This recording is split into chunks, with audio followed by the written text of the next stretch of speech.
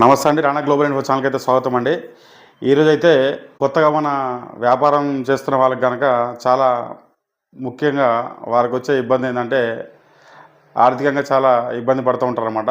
ఎందుకంటే వాళ్ళ బిజినెస్ అనేది స్కేల్ చేయడానికి కానీ లేకపోతే వాళ్ళ వ్యాపారాన్ని అభివృద్ధి చేసుకుందామంటే వాళ్ళకి ఎలాంటి గైడెన్స్ కానీ లేకపోతే స్కేల్ కానీ అట్లా ఇబ్బందులు పడతారన్నమాట. ఇలాంటి వారి కోసం అయితే మనము ఒక మంచి సొల్యూషన్ అయితే తీసుకొచ్చామండి.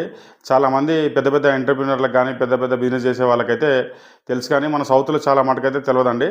ఇదేంటంటే వీళ్ళు ఏంటంటే షార్క్ ట్యాంక్ ఇండియా అనేది అయితే ఒక ప్రోగ్రామ్ అయితే ఇండియా లెవెల్లో అయితే నడుస్తుంది, వరల్డ్ లెవెల్లో నడుస్తుంది అనమాట. ఇది షార్క్ ట్యాంక్ ఇండియా అనేది మన ఇండియాలో అయితే నడుస్తుంది. వరల్డ్ వైడ్ మొత్తంగా కూడా ఒక్కొక్క కంట్రీలో ఒక్కొక్క షార్క్ ట్యాంక్ అనేది వాళ్ళు రన్ చేయడం చేస్తారన్నమాట. దీంట్లో ఏంటంటే దీని యొక్క ముఖ్య ఉద్దేశం ఏంటంటే కొత్తగా వచ్చే ఎంటర్‌ప్రెన్యూర్‌లను వాళ్ళ ఐడియాలజీలను బయటకు తీసుకొచ్చి వాళ్ళని ఒక ఎంటర్‌ప్రెన్యూర్‌గా తయారు చేసి వారు మన వ్యాపారం మీద పెట్టుబడి పెట్టి వాళ్ళు లాభం పొందుతూ మనకు గైడెన్స్ ఇస్తూ ఇలా ఒక కొలాబరేట్ లాగా ఇదొక వ్యాపారానికి ఒక అభివృద్ధి చెందడానికి వీళ్ళు ఒక దోహదం లాగా పనిచేస్తారన్నమాట. వీళ్ళు ఏంటంటే ఎవరు కూడా ఫ్రీ సర్వీస్ ఏం చేయరండి. వాళ్ళు కూడా మన కంపెనీలో ఇన్వెస్ట్మెంట్ పెట్టి దాని మీద వాళ్ళు ప్రాఫిట్స్ అయితే తీసుకుంటారు ఖచ్చితంగా. కాకపోతే వాళ్ళు మనకి ఇచ్చేదంటే ఇన్వెస్ట్మెంట్ పెట్టినా కూడా దాని మీద ప్రాఫిట్స్ తీసుకుంటారు. తర్వాత మన బిజినెస్ని ఏంటంటే సరైన దారిలో ఎలా నడవాలనేది అలాంటిది కూడా వాళ్ళు గైడెన్స్ అయితే మనకైతే ఇవ్వడం జరుగుతుంది అనమాట.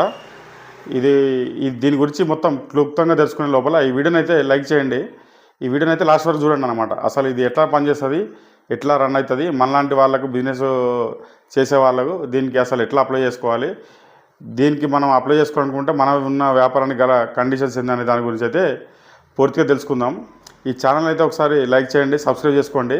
వీడియో అయితే చూస్తున్నా కానీ లైక్ అయితే చేయట్లేదు. లైక్ చేయడం వల్ల చాలామంది కొత్తగా వచ్చే వాళ్ళకు వ్యాపారానికి సంబంధించిన రిలేటెడ్గా మనమైతే వీడియో చేయడం జరుగుతుంది. కాబట్టి ఏదో ఒక బిజినెస్ వాళ్ళైతే పెట్టుకోవడానికి వాళ్ళకైనా సరైన గైడెన్స్ అయితే దొరుకుతుంది అనమాట.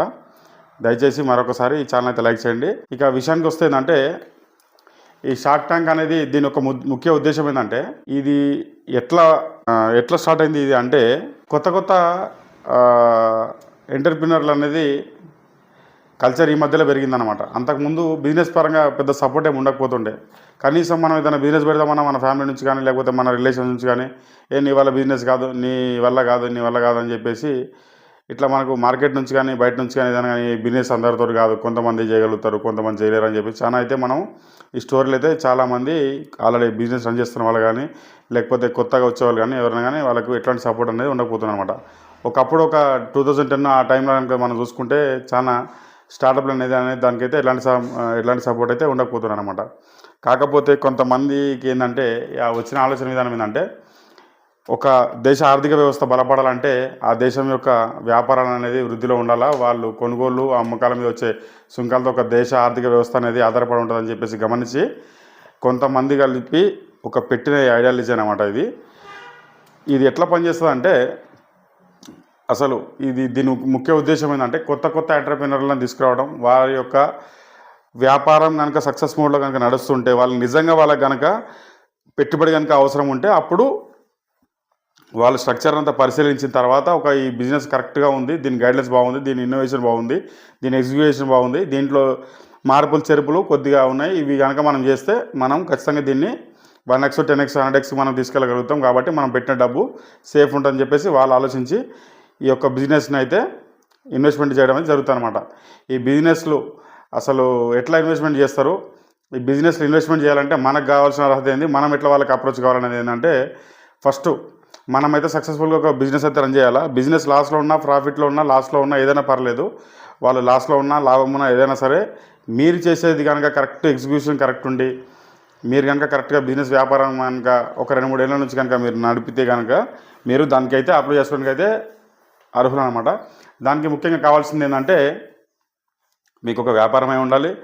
తర్వాత మీరు అది సింగిల్గా చేస్తారా, ప్రొప్రైటర్షిప్ చేస్తారా, పార్ట్నర్షిప్గా చేస్తారా, అది ఎట్లా అన్నా సరే వాళ్ళకి ఇబ్బంది ఏం లేదండి. 2 ఉండొచ్చు, 3 ఉండొచ్చు, 4 ఉండొచ్చు.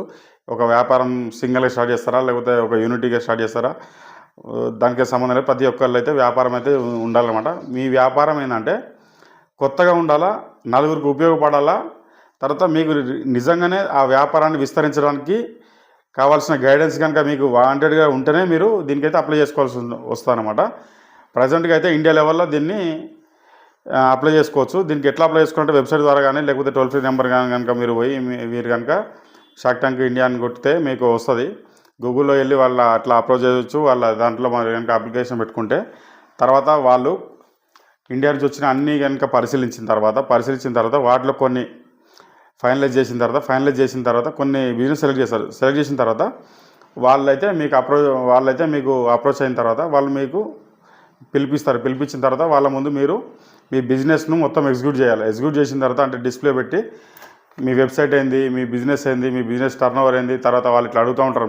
వాళ్ళు ఎట్లా అడుగుతున్నట్టు మీ బిజినెస్ మోడల్ ఏందని చూస్తారు. మీకు ఏదైనా యాప్ ఉంటే యాప్ చూస్తారు. యాప్ చూసిన తర్వాత చూస్తారు, లేదంటే వెబ్సైట్ చూస్తారు, లేకపోతే మీకు బిజినెస్ ఎట్లా వస్తుంది, మీరు మార్కెటింగ్ పరంగా ఎంత ఖర్చు పెడుతున్నారు, మీ ప్రొడక్ట్ ఏంది, మీ బై ప్రొడక్ట్ ఏంది, మీ సెల్లర్ ఎక్కడి నుంచి తీసుకుంటున్నారు, ఎక్కడి నుంచి ఇంపోర్ట్ చేసుకుంటున్నారు, లేకపోతే మీరు మ్యానుఫ్యాక్చరరా, లేకపోతే ఎక్కడి నుంచైనా వైట్ లేబులింగ్ చేపిస్తున్నారా, ఇట్లా చాలా విషయాలు అన్నీ వాళ్ళు తెలుసుకున్న తర్వాత మీ మోడల్లో కనుక ఏమన్నా తప్పులు ఎక్కడ జరుగుతున్నాయి అనేది ఫస్ట్ వాళ్ళు బ్యారేజ్ చేసుకుంటారు. బ్యారేజ్ చేసుకున్న తర్వాత ఒకవేళ మీరు బిజినెస్ చేస్తున్న తీరు కరెక్ట్ ఉన్నది రియల్గానే మీకు కడుతుంటే వాళ్ళు అనేది మనకు పెట్టుబడి అయితే ఒకవేళ మీ బిజినెస్ అంతా ఫైనలైజ్ అయిన తర్వాత దాంట్లో మళ్ళీ షాక్స్ ఉంటారు అన్నమాట. ఒక్కొక్కళ్ళు ఒక్కొక్క విభాగానికి సంబంధించిన వాళ్ళైతే బిజినెస్ ఎంటర్ప్రీనర్లు ఉంటారు. వీళ్ళ వల్ల పెట్టుబడి అనేది మన బిజినెస్కి అయితే పెడతారు. ఫస్ట్ వాళ్ళు బిజినెస్ ఎట్లా పెడతారు, వాళ్ళు మన బిజినెస్ పెడితే వాళ్ళకి వచ్చే లాభం ఏంది దాని గురించి మాట్లాడదాం. తర్వాత వీళ్ళ బ్యాక్గ్రౌండ్ ఏంది అనేది దాని గురించి కూడా మళ్ళీ మనం మాట్లాడదాం అనమాట. ఫస్ట్ ఏంటంటే వాళ్ళు మన బిజినెస్కు పెట్టుబడి అనేది మనకి ఎట్లా పెడతారంటే వాళ్ళు కూడా మనకి బిజినెస్గా పెట్టుబడి ఏమి ఊరికే బెటర్ కాకపోతే మనం కనుక బిజినెస్ కనుక చేసిన తర్వాత మనం ఎంతైతే పెట్టుబడి అడుగుతున్నామో అడిగిన తర్వాత వాళ్ళు మన బిజినెస్కి ఎంత క్వాంటిటీ ఉందో అడిగితే వాళ్ళు మనకు వేస్తారనమాట.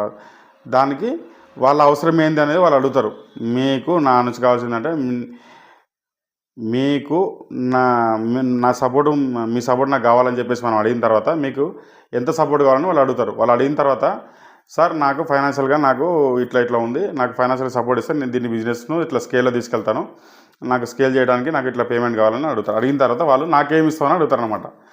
నీకు ఎన్ని లక్షలు కావాలి, ఎన్ని కోట్లు కావాలి, నేను పెడతాం. పెట్టిన తర్వాత నాకేంది లాభం అని అడుగుతారు. ఎవరైనా సరే డబ్బులు తీసుకొని చుట్టిగానే పెట్టరు కదా. వాళ్ళు కూడా ఏంటంటే చాలా కంపెనీలు రన్ చేస్తా ఓన్లీ వాళ్ళు ఇన్వెస్ట్మెంట్ డబ్బు పెట్టుకొని కూర్చుంటారు అక్కడ.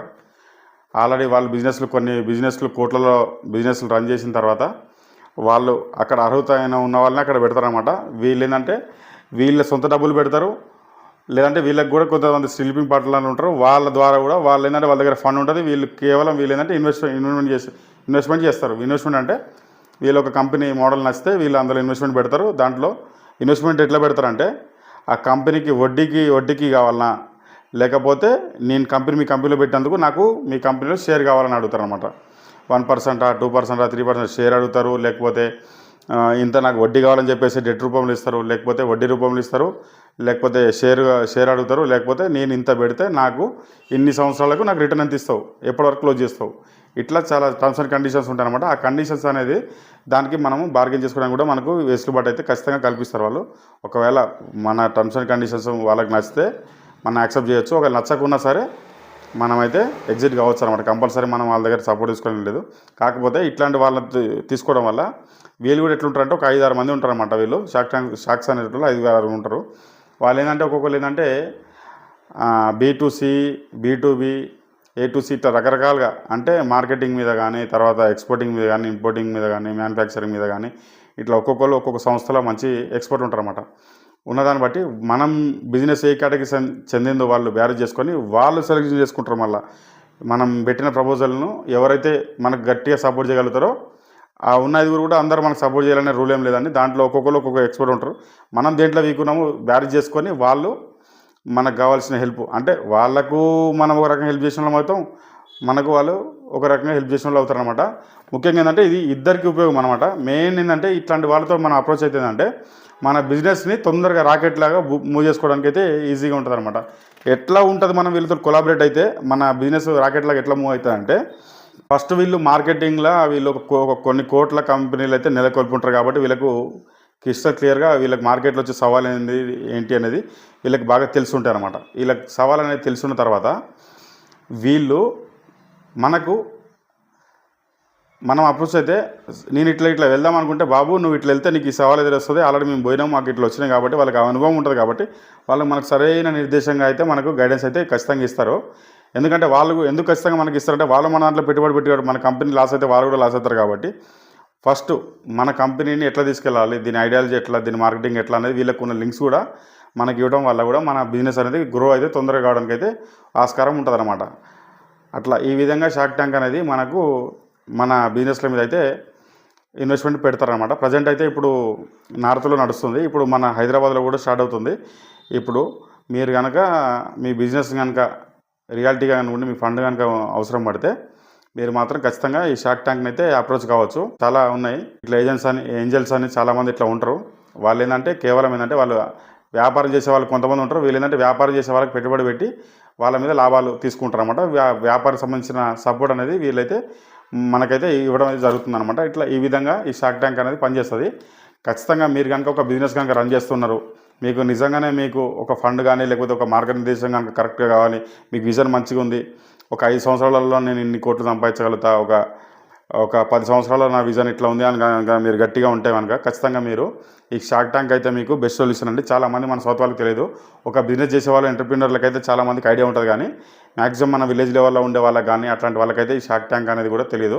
దీనికి సిటీలోనే ఉండాలా, రూరల్లోనే ఉండాలా, లేకపోతే ఎట్లా ఉండాలి, కేవలం నీ దగ్గర బిజినెస్ ఉండాలి, దానికి మంచి ఐడియాలజీ ఉండాలి. ఐడియాలజీ కనుక ఉండి నీ దగ్గర బిజినెస్ చేసే సత్తా కనుక నీకు ఉంటే ఖచ్చితంగా వాళ్ళు ఖచ్చితంగా ఇన్వెస్ట్మెంట్ అయితే పెడతారు. ఖచ్చితంగా దాంట్లో సవాల్ లేదు. కాకపోతే దానికి తగ్గట్టు వాళ్ళు ఎంతైతే పెట్టుబడి పెట్టారో దానికి మళ్ళీ వాళ్ళైతే రిఫండ్ అయితే ఖచ్చితంగా తీసుకుంటారు. అట్లనే నీ బిజినెస్ కూడా మంచి మూవ్ చేయడానికి అయితే చూస్తారన్నమాట.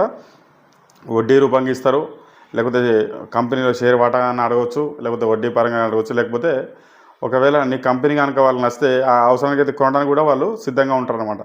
నీ మోడల్ కనుక నచ్చితే చాలామంది కంపెనీ పెట్టిన తర్వాత రన్ అయిన తర్వాత పెద్ద పెద్ద కంపెనీలు కూడా ఇలా మోడల్ కనుక నచ్చితే ఆ కంపెనీ కూడా డైరెక్ట్ కొనేస్తారన్నమాట. అట్లా ఈ షార్క్ ట్యాంక్ అనేది చాలామంది ఇప్పుడు కొత్త వచ్చే వాళ్ళకు, ఎలాంటి సపోర్ట్ లేని వాళ్ళకు ఇట్లాంటి కూడా సపోర్ట్ అయితే తీసుకోవచ్చు. దీనికి ఎలాంటి బ్యాక్గ్రౌండ్ కానీ రాజకీయ పరంగా కానీ ఎలాంటి అవసరం లేదు. మనకు కేవలం ఒక బిజినెస్ ఉంటే ఆ బిజినెస్ కనుక మనం రన్ చేసిన ఒక 2 సంవత్సరాలు 3 సంవత్సరాలు కనుక రన్ చేసినట్టుంటే ఆ రన్ రేట్ మాత్రం ఖచ్చితంగా ఉండాలా.